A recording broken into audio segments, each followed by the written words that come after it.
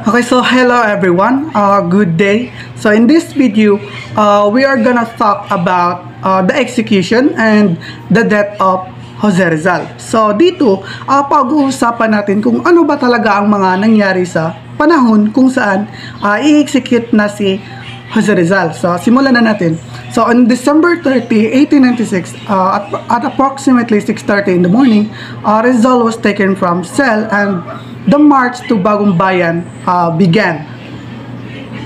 So at doon, dinakip na si Jose Rizal ng mga Spanish military forces, and they walked from Fort Santiago papunta sa Bagong Bayan, which is the execution site. And then nakatali ang kanyang kamay sa likod from elbow to elbow. Okay, so at doon, bihis na bihis si Jose Rizal. At nakasuot siya ng black coat na mayroong white undergarment. And then, meron din siyang suot-suot na black hat. And then, they were marching, so naglakad sila. And he was accompanied by his defense counsel, Luis Tavel de Andrade, at mga kaibigan niya na pare. Okay, so ayun, everyone seemed to be at Bagong Bayan. So, papunta yung mga tao para ma-witness yung pagpatay kay Jose Rizal. So, after a march, a colonel took Rizal to the site of his execution. So, dumating na sila at dinala na si Rizal sa lugar kung saan siya papatayin. So, nung dinala na si Rizal sa execution site ay may mga drums na nakabantay just in case na magsilita si Rizal, at papaingayin nila yung drums just in case Rizal would like to address the crowd. Okay, so nung naidala na si Jose Rizal sa Bagong Bayan, kung saan siya babarilin, nag-request si Jose Rizal na kung pwede wag na siyang i-blindfold, kasi yung usual na ginagawa sa mga convicts ay na i-execute ay usually nilalagyan ng blindfold at yung kanilang mata bago sila i-execute.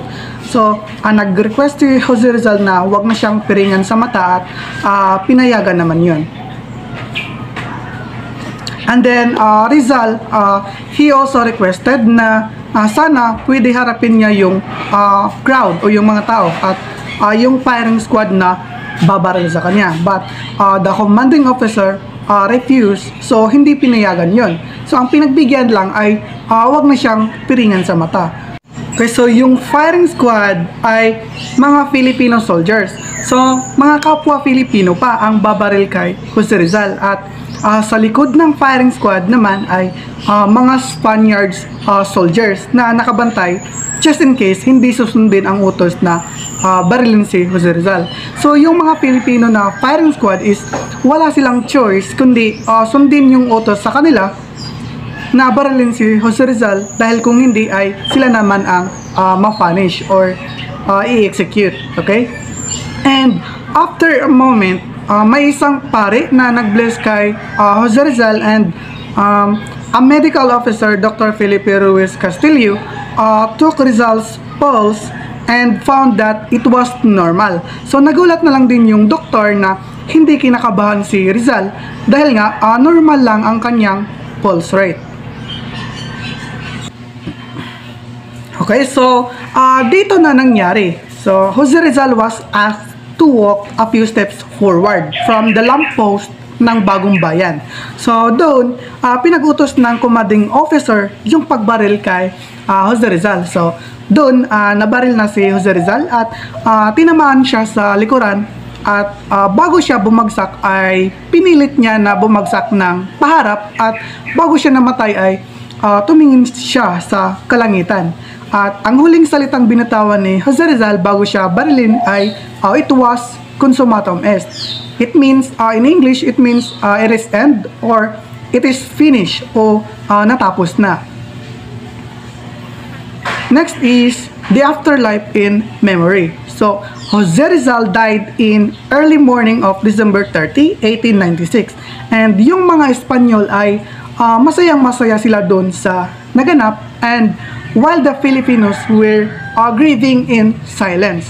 Okay? So afterwards, Jose Rizal was buried in Paco Cemetery secretly. At ang ginawa ng kapatid ni Jose Rizal na si Narcisa ay binigyan niya ng regalo yung caretaker ng Paco Cemetery para lagyan ng marker yung grave ni Jose Rizal na may nakalagay na initials na RPJ or binaliktad na initials ni Jose Rizal.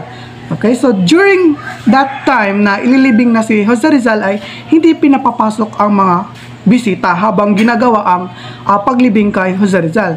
And afterwards, several weeks, no, so binantayan ng gwardya yung grave ni Jose Rizal sa takot na baka nakawin ng mga Pilipino ang katawan at mga kakasuotan ni Rizal.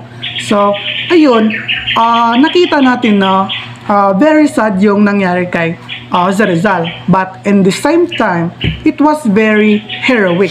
Okay, so Jose Rizal died para ma-inspire yung ating mga kababayan, no? So, ang ating countrymen na ipagpatuloy ang pakikipaglaban para sa kalayaan. Okay, So, Jose Rizal's life ended but it started the ongoing revolution. At binigyang buhay at inspirasyon ang mga Pilipino na sumali sa Philippine Revolution. Okay? So, ano ba yung naging legacy ni Jose Rizal sa ating mga Pilipino? So, of course, syempre, pinakita dito ni Jose Rizal na may iba't ibang paraan para maging isang bayani. Okay, so di naman kailangan na ikaw ay sumali sa digmaan o sumali sa labanan. So pinakita dito ni Jose Rizal ang isang side ng isang bayani na pwede mong ma-impluwensyahan ang mga tao sa pamamagitan ng iyong pagsusulat. At syempre pinapakita dito ni Jose Rizal na pwede kang maging bayani sa pamamagitan ng paggamit ng iyong talino at ang pagiging isang edukado. At pinapakita din ni Jose Rizal ang kanyang pagmamahal sa bansa sa pamamagitan ng paulit-ulit niyang pagpili sa Pilipinas. Okay, so bilang isang Pilipino, mahalaga rin na bigyan natin ng paraan upang patuloy na mabuhay yung alaala ni Jose Rizal.